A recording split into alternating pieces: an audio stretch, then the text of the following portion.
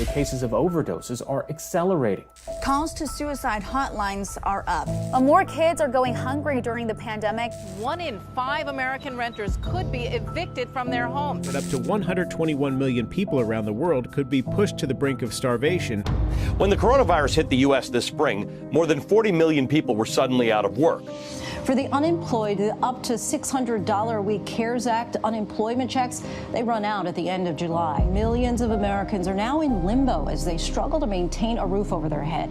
People are actually getting kicked out in the street. She is one of about 28 million Americans at risk of eviction. Job losses and economic hardship created by the COVID-19 pandemic could result in a 40 to 45% spike in homelessness nationwide. Congress approved the pandemic EBT program last March.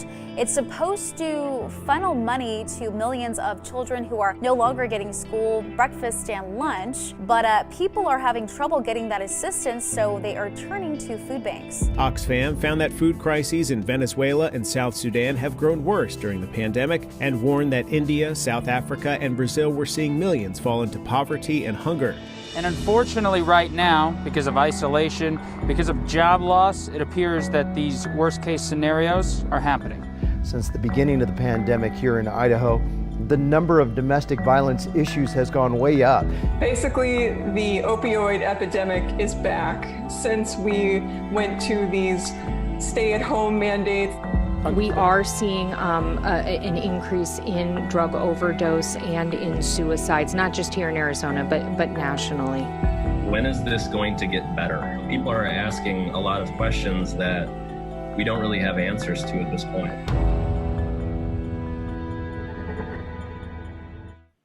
I just keep thinking about, the president saying we can't have the cure be more deadly or dangerous than the disease. And I also noticed as we watched it, as we put that news piece together, you don't see the big national, news agencies. You're not seeing Sanjay Gupta, CNN, Fox National or CBS. It's all the smaller, reporting, right? It's right where it's happening in these small, Fox News in a specific town or city discussing the issues that are affecting them. I don't think this is getting enough reporting, but I'm glad that that you're bringing this to attention.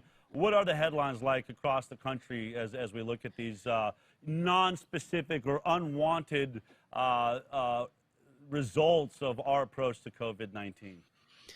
Yeah, so they appear, great point on the local news, by the way, they appear to be peeking through now to the more mainstream or corporate media as a national level, which is super important.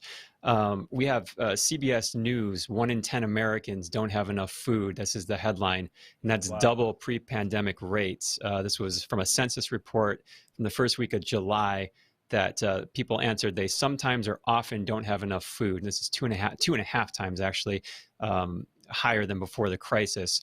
And we just go right down these headlines and let them tell the story. More than 6 million people signed up to receive food stamps in the first 3 months of the U.S. coronavirus outbreak. This is according to analysis by the New York Times. Jobless Californians are running out of money. What they're doing is they're calling the unemployment department. The unemployment department is giving them an automated message saying we don't have enough people to answer the phone. Please try again later. That this is all over the news as these unemployment benefits are running out. And then to your point, local news, Washington, D.C., D.C. Catholic Food Pantry, months of long lines with no end in sight. Reading the article, it's heartbreaking. Lines forming well before dawn with people, children, parents, kids in strollers. And then we go to the restaurant side. This is Yelp. Wow. Yelp says more than half of restaurants that were listed as temporarily closed are now permanently shuttered. 60% of them, for that matter, on their site are now permanently closed. And then finally, a piece by Wall Street Journal. This is by their editorial board. They're calling for the governor rules in restaurants.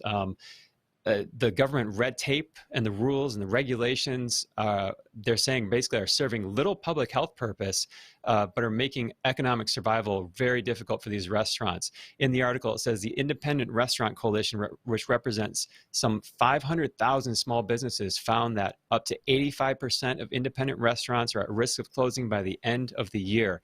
And this is America, people.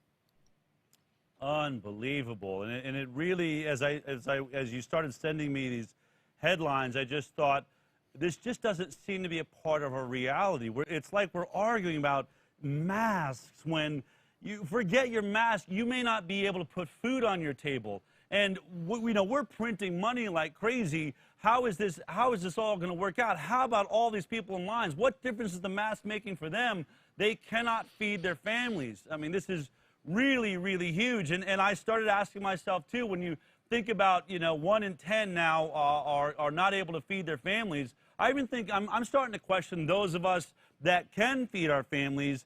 I noticed Costco didn't have rice the other day, and I'm asking myself, how many people are packing refried beans into cans right now? How many people are packing tuna into cans? How many people are bagging rice? How many people are standing shoulder to shoulder, processing beef and meats?